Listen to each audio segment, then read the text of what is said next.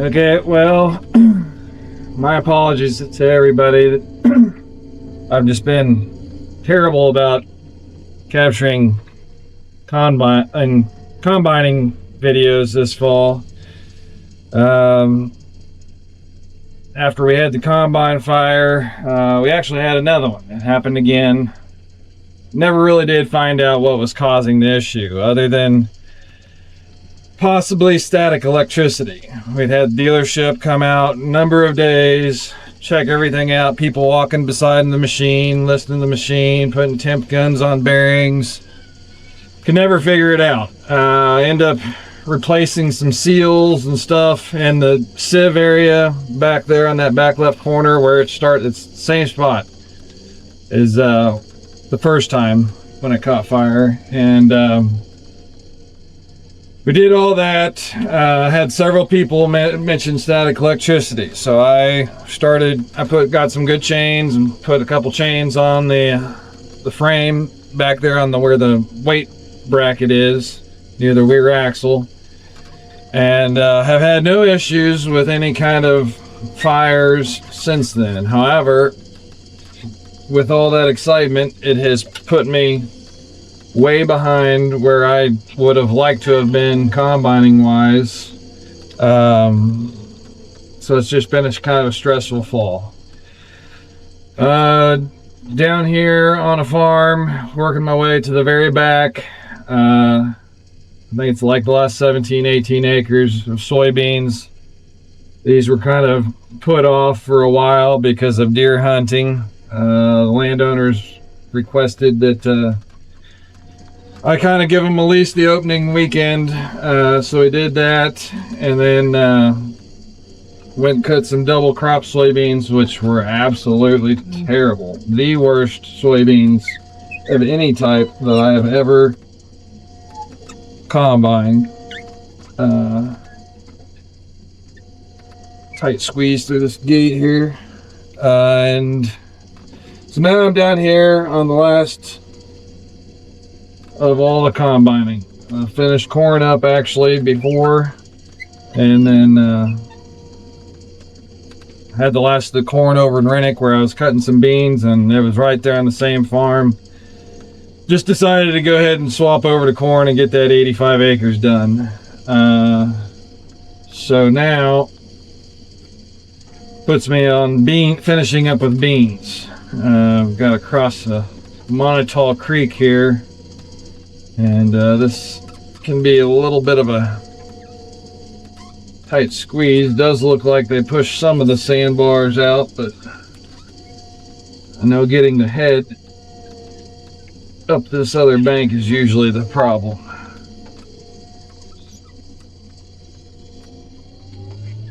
Get warm power here, so I think I've got to hop a pretty good embankment with my ladder that drug, but I think we made it.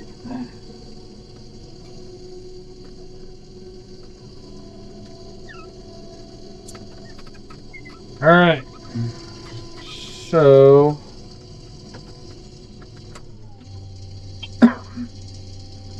gotta combine this little spot here real quick. So I've got a spot to bring the grain cart across. Probably stop this video here when I get this done, and then pick it back up once I get over in the larger field.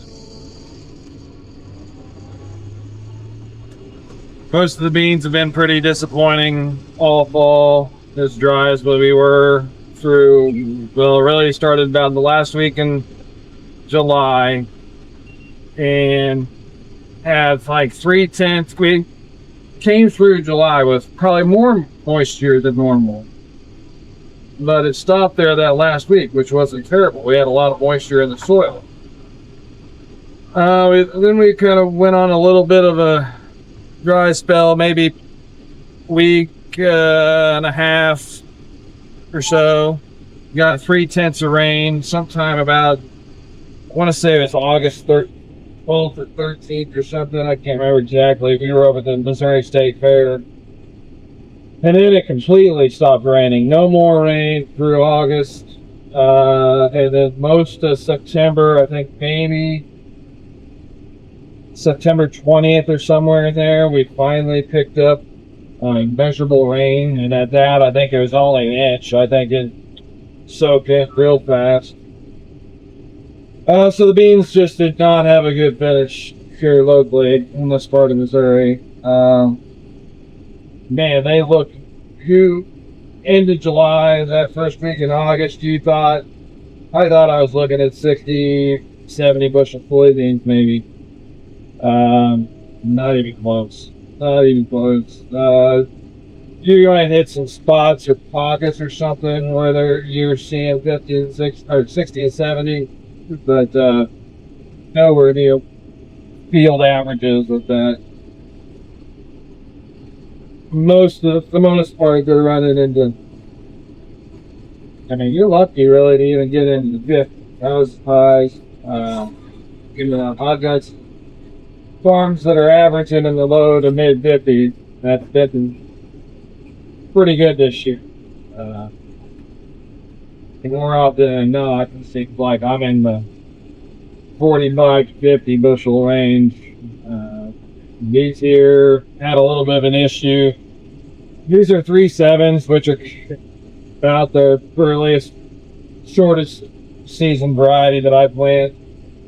They yield well, but you've got to get on them quickly here, and did not do that. So I've got some that are starting to pop on some thinner soils. That last field across the creek here, I just cut, I think all 16 acres had probably 10 to 15, maybe 20% loss on popping. This little bottom piece here isn't nearly as bad. It's got a little bit of a better soil type here in this creek bottom, but that hillside over there is really thin. Yeah, they always stress a little bit more over there on the hillside. Today is November 19th. Probably gotta be just a little short of getting finished today. Gotta haul these beans out basically one hopper at a time. There's actually two different landowners here. Landowner on that side of the creek over there is anxious to get back deer hunting, so they've asked me to go out this other way with this landowner, and it's an old logging road. I think I can only probably get one combine hopper at a time, so it's going to be slow going, and got to kind of get some equipment to move around. Not quite sure where I'm going to put the semi truck. There's a transformer station there out on the blacktop, big driveway. Maybe the power company won't say anything or even know if I park my semi there. Their big driveway for a couple hours to get loaded. But I have a feeling it's going to take more than the time I've got left today to get that done. I've got the grain cart basically full now. I've got to run it back up to where my semi is currently. Rush on the semi, then I will make the grain cart combine available, but I think I'm going to have probably three, maybe a little more, 3 combine hoppers, the majority of this farm. So, yeah, like I said, I've got to still get the semi emptied. Then get back to the farm and then empty it. I don't have any help today, so a lot of running around. None of that probably made sense to any of you guys. I'm sure it was a lot for me to try to even think about orchestrate it. So apologies on how that is clear. Basically a lot of running around one hopper at a time.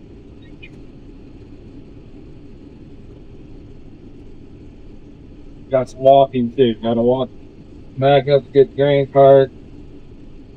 take it down to fill the semi, bring it back over here to this little spot, and then have a walk up my pickup. Probably take it all the way back out to Blacktop, and then hopefully I can get a ride from the guys over there. If not, then I've got to walk all the way back out here to where the combine is, and that's right. In the end of the world, but burning daylight.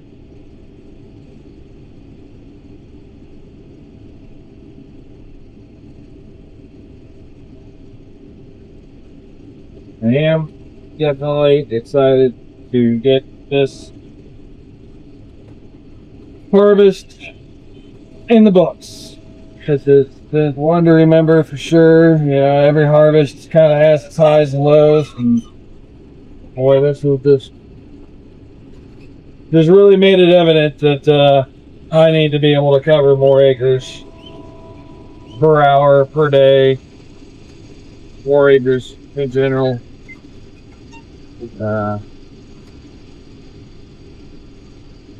25 feet at a time with this current head, and then so many things on this combine that are just kind of worn and losing power, losing, you know, even whether it be at the engine or at the rotor. It seems like a lot of the beans this year I was having to cut about 2 miles an hour, which is just excruciating driving that slow. Be different if I was covering 40 feet at 2 miles an hour, but to do 25 feet at 2 miles an hour is too slow for the amount of acres that I've got to cover. So probably gonna go combine shopping this winter. Would like to wait till after the first of the year, put it on next year's taxes, the skid steer purchase and everything we had going on this year, the new shop going up currently. Probably be better off putting it on next year's payment. So, all right, I've got this opened up here enough to park the grain cart over, so I'm not on do some running around and try to get another video here for the last bit of beans over there. All right, I'm back. Got everything moved over to the neighbor's farm. Time for some more rambling.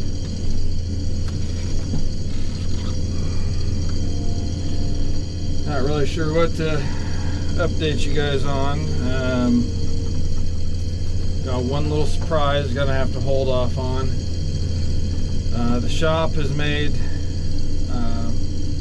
some really good progress, and I will try to get a video of some type put up really soon on it.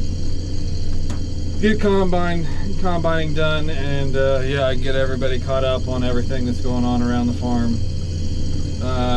Today when I left, they were putting up tin on the walls, frames, everything, obviously all erected and everything. Had one wall completely done. All of the wainscoting around the bottom was done. All the windows and doors are in, and I think they were starting on the other long wall for tin. So I'm kind of excited to get home tonight. Not sure if they'll have the whole building sided when I get home or not. Next step would be to put the roof on the main portion, I believe. They did not have any of the tin on the lean-to portion, so I'm not sure really what the plan there. I guess I just kind of do all the lean-to as one job or whatever. How that's gonna work, but so that's where we're at on the shop.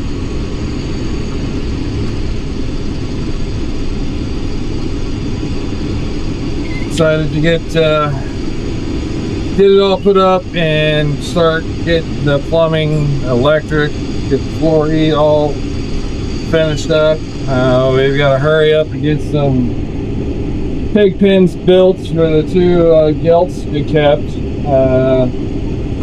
Was gonna try to make some free videos, but good thing I didn't have time to fool with it because we have not had success getting them bred.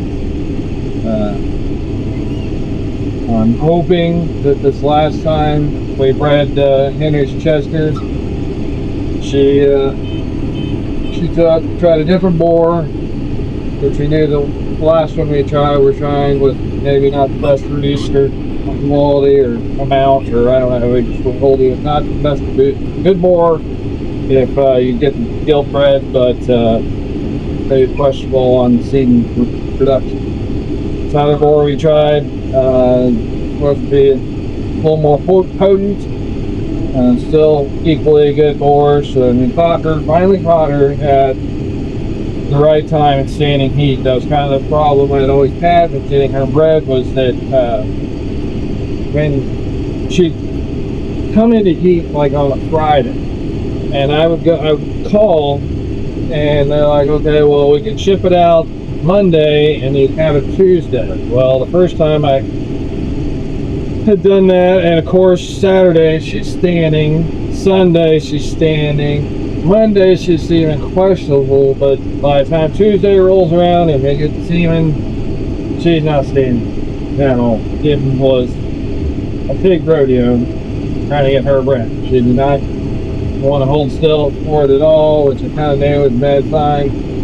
So obviously she didn't get bred that time. Should have been more prepared the second time, knowing that I was not going to have success. But I talked to some people, and they're like, well, you never know. They may have caught her just at the tail end of it.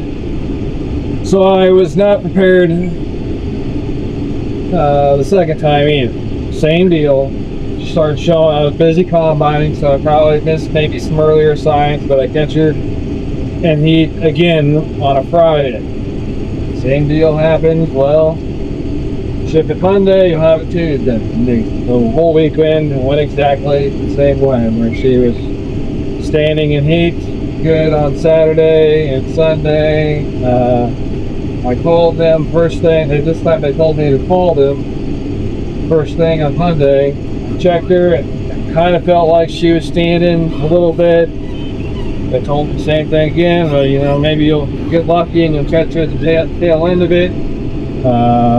Had it overnighted to the local business so I could have it first thing in the morning on Tuesday. She wasn't having it again. Was not in heat. Tried anyway.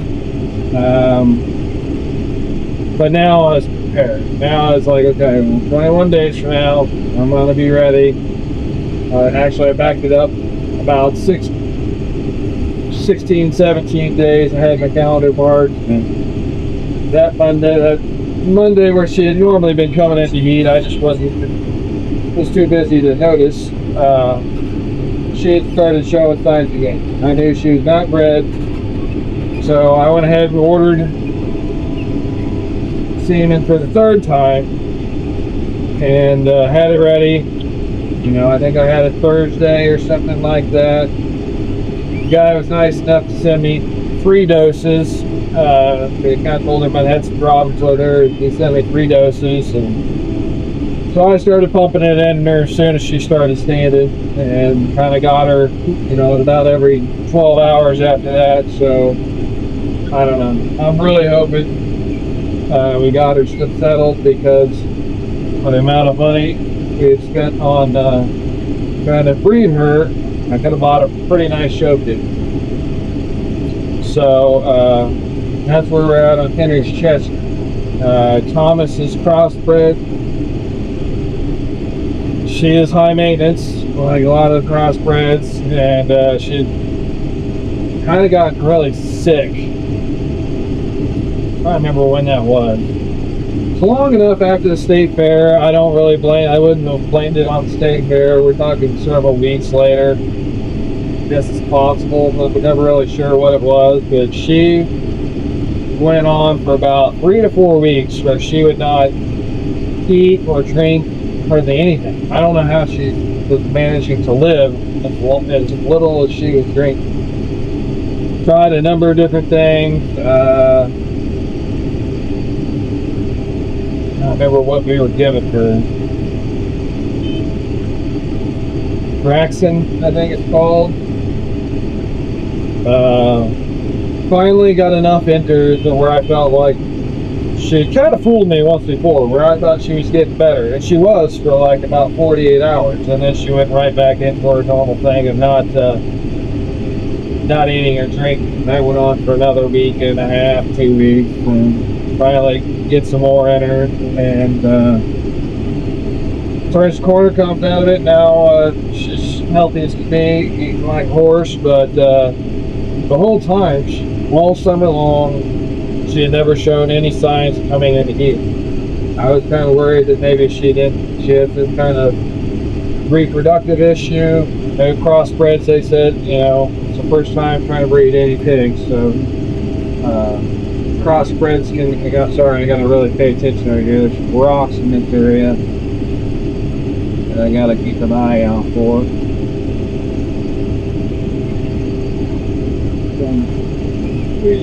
Clear. Well, there's one.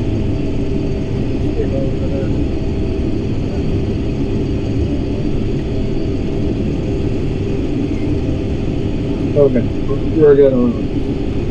So, anyway, yes, crossbreds sometimes are a little slower maturing. Combine that with her being sick, you know, I was still holding on hope, and I think it was a week after we bred Cool Ranch or Chester Gilt, Oreo, our dark cross, for the first time that I had ever seen, showed signs of being beat. So now I've got her cycle on my calendar, and gonna be ready to get some semen ordered for her a few days before she's due to come back into heat. Try her too. The bad thing is, you know, now I think we're looking at March pigs, which, you know, our county fair is in July, state fair is in August. These pigs are going to be really probably too young to be competitive at either of those fairs. So I'm not sure what we're going to do with pigs. We are not really, I've never tried the American Royal. It sounds really fun, but it's kind of at a bad time of the year. We're a big football family, and pretty sure it's going to be called September or October. Regardless, it's during football season. So I don't know what we're going to do with these March pigs, but try to do something. At least get them bred and know that they can have litters and see how they do. Maybe try to keep them around for a year or so and try to get some fair pigs out of them. Get them bred into next summer where they should be bred for our fairs. So yes, back to that was where I kind of started with pigs with the barn, and we've got to get pens built for them because right now they are outdoors in a lean-to, and they don't really care to get along and kind of fight a little bit, which I'm sure if we put them together they would probably eventually get over that. So yeah, I'm a little worried with winter approaching, them not having anybody to buddy up with and getting pretty cold. We've got some time here hopefully, and get this shop put together, get the pens welded up, and get them inside. There is a kind of maybe a backup plan a little bit if shop doesn't happen in time, which I'm almost 99% sure it will. There's a backup plan that I've got in mind, but that's kind of part of the surprise for another video. So, what else has been going on? Combine, to mention that, probably gonna go combine shopping after the first of the year. I've always kind of really liked and believed in the red combines. Probably more so even than red tractors or red planters, but I'm interested in looking at a green combine. That's a good buddy of mine that's kind of really been working on me for years about it, and I don't know, try something different. Huge amount of peer pressure in my area to run green stuff. You get all these old guys that you know, that's all they've ever known, you know. Dad and Grandpa farmed with John Deere stuff, and they farmed with John Deere stuff, and you know, last red tractor on the farm was a 1086 or something 50 years ago, and that thing was a pile of crap, and they all hate red tractors and never tried anything ever since then. And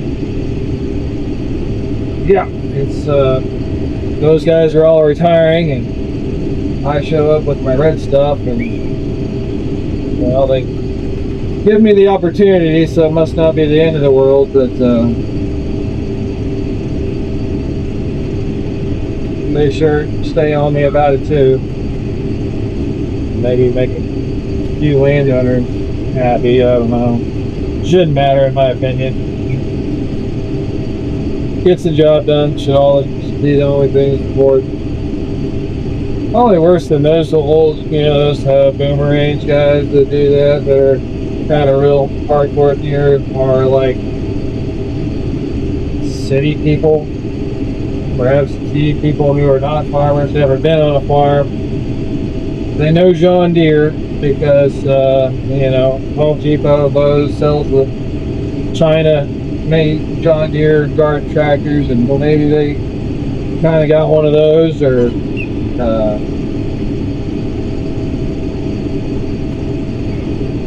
know, maybe you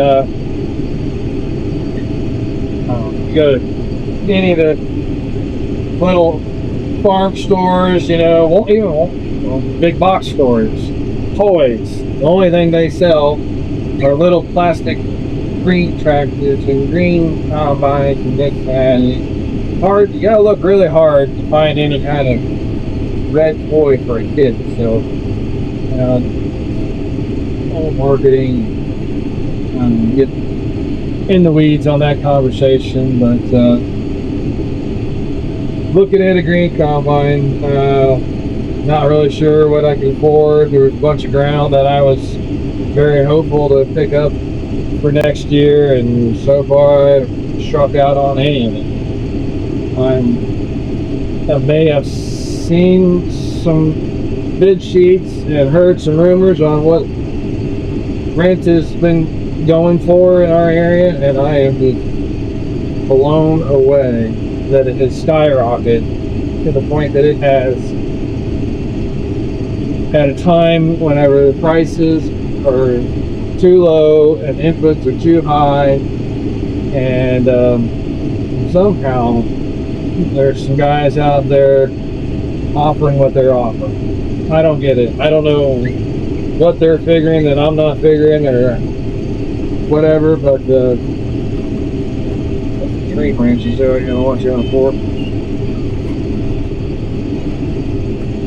I don't know, you know, it's all a math problem, and I don't know how they're figuring it out, other than maybe if it's some guys that, you know, they've got 1,000 acres paid off free and clear. They've got 1,000 acres that they rent, paying $250 cash rent on. I know Illinois, Iowa, that's probably the deal. My part of the world, that is crazy. But there are some guys out there offering it. So my thing is, if they've got 1,000 acres that's paid off free and clear, and 1,000 acres that they're renting the $250, well, their average land cost is $125. apples and oranges compared to what I can do, because I don't have any land that I paid off creating land. It's just one more thing that kind of makes you wonder what's going to happen, how this is all going to work when these guys that are 60 and 70 years old that don't have any family that's going to farm. How's this all going to work? Because those are the guys that are, for the most part, offering the high rent that I know of. I don't know how I'm ever expected to be able to get to that point, equipment-wise, land-wise, and just scale the operation. It's going to be, it's not the same thing. I can't buy $300, $400 an acre land like they were doing back in the 70s and 80s, and yes, I know that was not every piece of land, but generally speaking, there's land that was bought for a lot cheaper than what it goes for today. And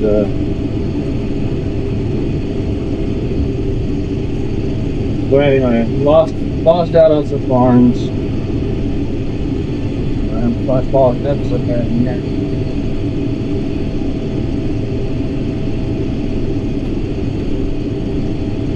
Not the end of the world, if you are getting every single farm that you're bidding on,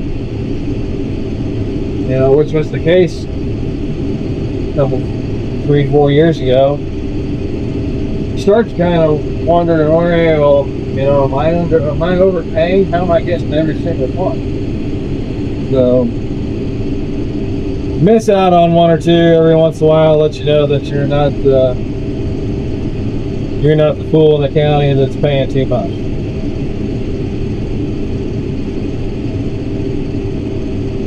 So, got to figure out the perfect machine, combine-wise, one that I can gives me the ability to grow a little bit, but not so big, so expensive that it breaks the bank. And I don't want to get into a situation where I buy a combine, add a bunch of acres in 2 years, and well, then I've got to trade machines again, because my experience trading that off, and I haven't been able to run new equipment. So buying older stuff, trying to trade out of it every couple of years, not good situation. Sorry for the pause. This field's pretty littered with some tree branches around the edge of the field. Looks like the landowner cut out a lot of it, but still a lot of it laying in the field there. Don't need to suck one of those things in here as close as I am to being done. Branches is all over the place now.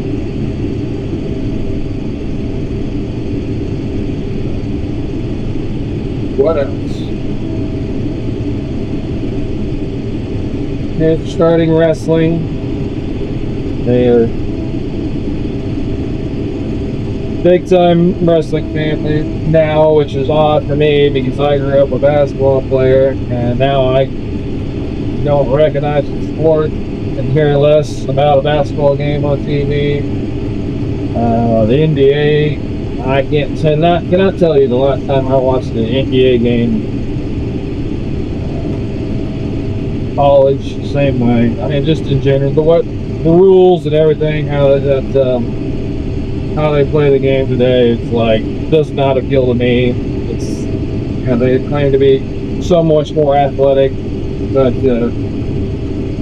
if we were allowed to take 4 steps of Euro steps and carry our dribbles and travel the way they do, like, probably would have looked more athletic back in the 90s whenever I was playing. But not the case. So we've this family picked up wrestling, and turns out I love it, absolutely obsessed with it, and the kids are too. So we've had a lot of success Both boys have been state qualifiers. Henry's made it twice. Thomas for the first time last year. It's a heck of a sport, being going. So we got that going on. Got the holidays coming up. Thanksgiving will be next Thursday, so excited for Thanksgiving. That's my favorite holiday of the year. To be done harvesting before Thanksgiving. Never like rolling into December with crops still out in the field. I know there's a lot of parts of the world that you know, maybe you want to be done even before by Halloween or something. Man, that would be awesome. Maybe if I could move up to 35, 40 feet, cut beans, maybe that will be a possibility. For right now, my last couple of years has been being done by Thanksgiving. All goes well here this evening, and should be done right before Thanksgiving.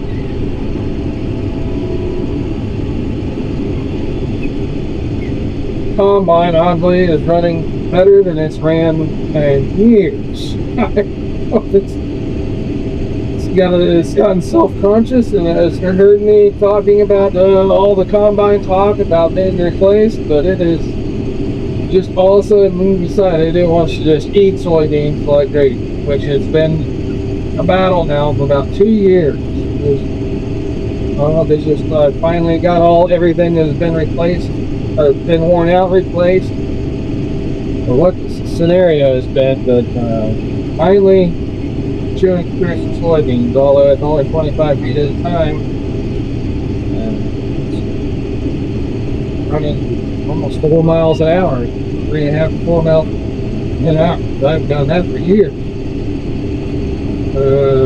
Corn is always, this thing's always been a corny machine, but even higher yields.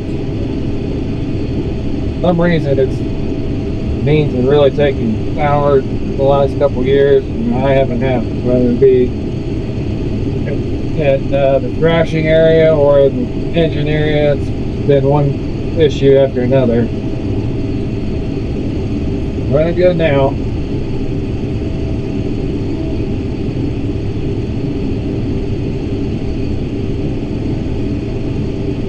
Decided to get the shop done and have a place to get, you know, combine in and planter in and all these other little projects that I planned it all out for the year. Oh, I'm going to do that through the winter. I'll do that through the winter. And well, you know, I maybe get 1 or 2 things done, but seems with, you know, working in the old pole barn, things get cold, days get short. I don't get near as much done as what I always done through in the winter time.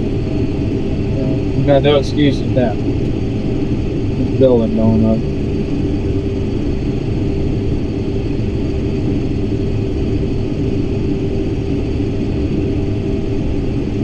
Got calves weaned.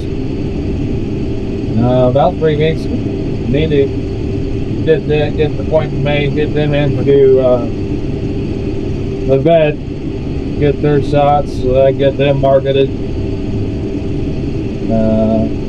It's into the kinks and heifers, but I kind of already see the cattle market changing, and I think I'm going to wait 1 more year before I start to rebuild or build the herd in general. Every time I get the, you know, urge to build the cattle herd bigger, I go out and I buy cows, knowing darn well that I don't have the facilities that I really truly need, and want to be able to work them the way that they need to be done routinely, safely. So I think really got to try hard with what we've got lined up. I'll show you here another video. to expand the cattle operation, and I really want to start with infrastructure.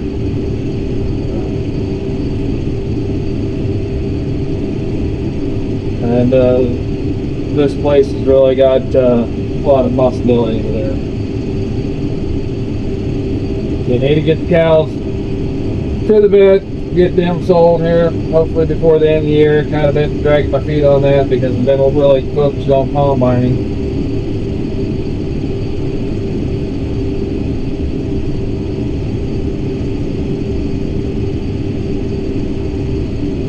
Guess we'll start recording here.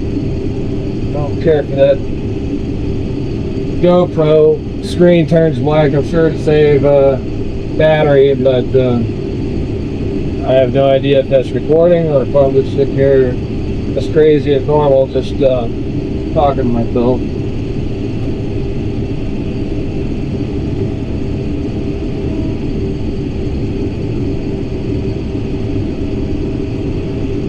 Anyway, I didn't get down here shooting for these beans. These are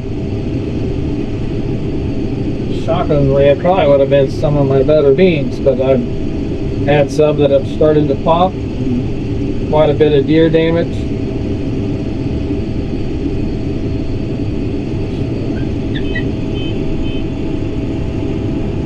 I attribute most of the loss in soybean yield this year to just being so dry through the critical months, but one aspect that I will probably admittedly take blame for and gotta make a change going forward, just gotta bite the bullet and plan on fungiciding everything every year, every acre, just doing it, just budget that in. You know, it's one more thing to budget in. Back to the rent situation. Less and less going in the farmer's pocket, more and more going to the inputs.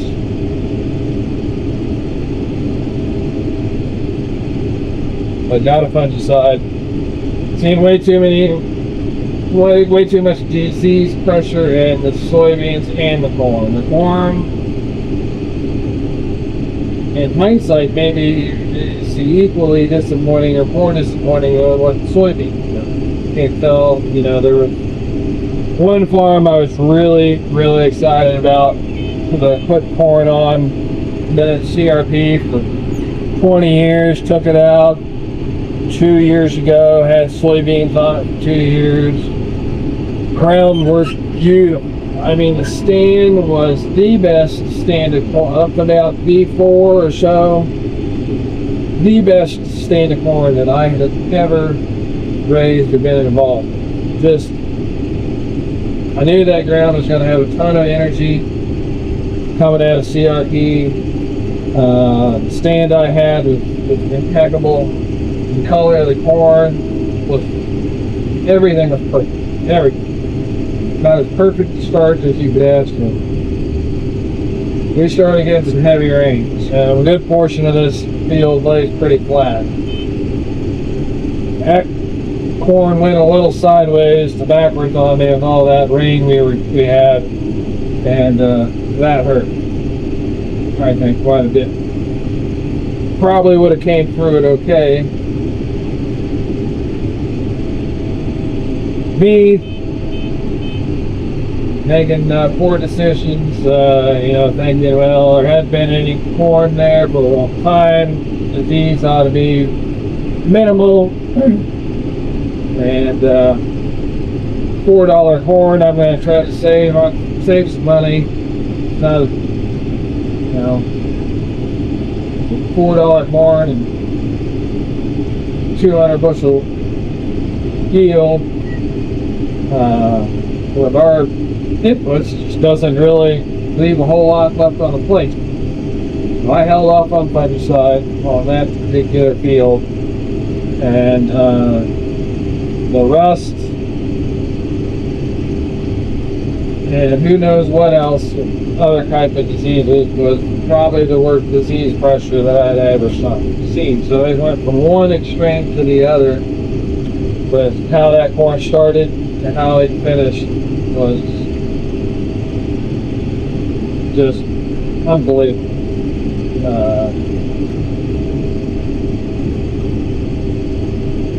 Finally, when I got around to combining it, I was glad I got it out when I did, because it did not look healthy.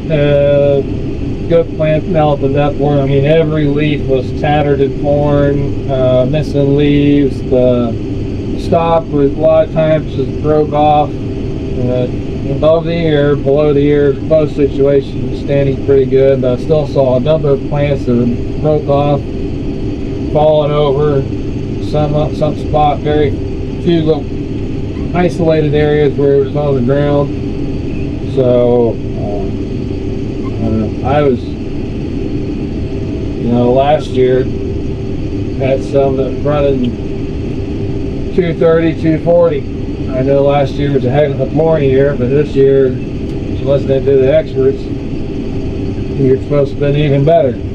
I would not agree, or would not disagree, that this year was a good corn year. Over and above and beyond last year, not for me personally. So yeah, I was last year's 230, 240-ish. This year started out with some corn at home that was right around 190, where corn at home last year was a 200, so it was about 10 bushel off. Probably could have left with that, but for where this field, I was shooting for that 230 again on this particular farm that I've been talking about. And it was like 185, 190 maybe. I'm going to say 185 overall. There was some 200 plus out there, but it was extremely disappointing.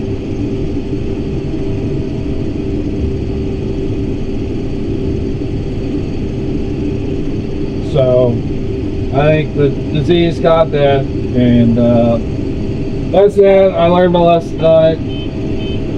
Fungicide every acre, every year. Of course, I'm sure now that I'm not completely into it, we'll probably go 3 or 4 or 5 years without any disease. It's the way it goes.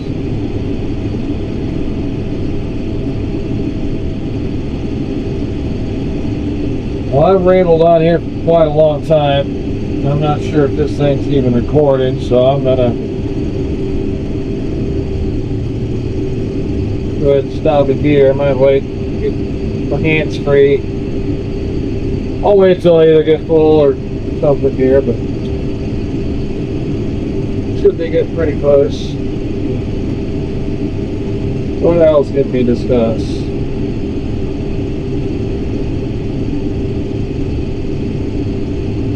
Buy the other equipment. If I was going to add the acres that I was trying for, I would have definitely needed to add a semi. Got run one right now. Get along okay with it. There's never an issue this fall as far as being behind on trucking. Next year, just based on my rotation, I'm probably going to be a little heavier in corn than I've been the past 2 years. It's a rotational type thing. So that is going to require more trucking, but if I'm going to stay at the acres that I'm at, I'm probably just going to hold off on a second truck for now. Really need a second tractor more than I do a second truck at this time. Just big one, the 7250 gets tied up for most of the fall in the grain cart, and there's a lot of other jobs I'd like to do in the fall. Tillage, really anything. Sucks putting all the hours on that tractor.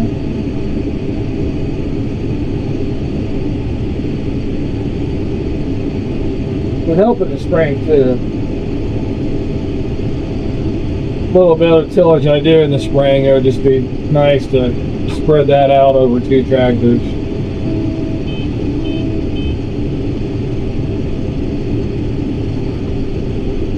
I really like 4-wheel drive.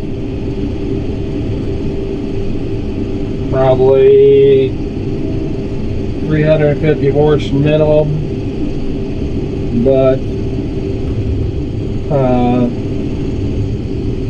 really want a 3-point and a PTO, which for my price range, that's an odd combo. I know that you just don't see many with 3-point and a PTO. Like a lot of them you see without either one. It's strictly a tillage tractor, but for certain situations where I'd like to have a little bigger tractor on the grain cart, it'll be nice to have 2 options there depending on what I'm doing.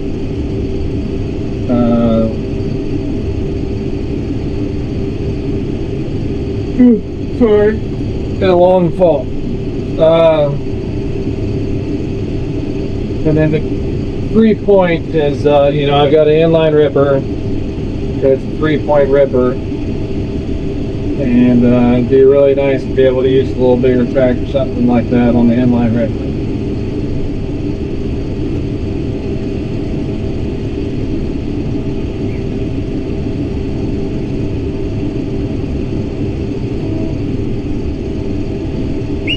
I thought I was really only going to have about 3 combine hoppers of beans over here, but I would say I probably might end up with a little more than that.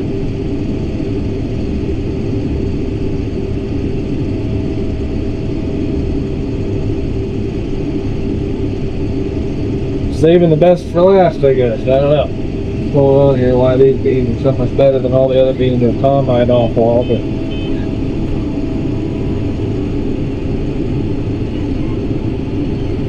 one more little pass in here.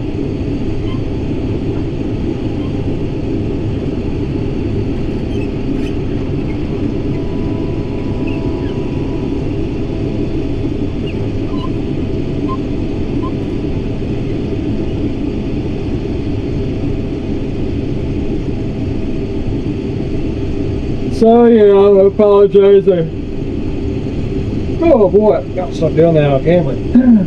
Sorry I have not got more filming done. We've just been a crazy fall. We've got a drone. Would have loved to have got some drone videos. I know those are always popular and people like to see those. Some other action stuff. Hopefully, you know, get to the spring and get a little more action shots for you guys then. Be a little more prepared for next fall, narrow combine, bigger machines. So. Well, that pretty much makes me full there. And I'll get squared away here so I can get the grain cart over here. So again, sorry, not more action combining in the fall. Got a lot of stuff to get through this winter there. Hopefully a lot of cool projects in the shop. And we'll definitely update you guys on the surprise here in the next week or so. So see you later. Thanks for watching.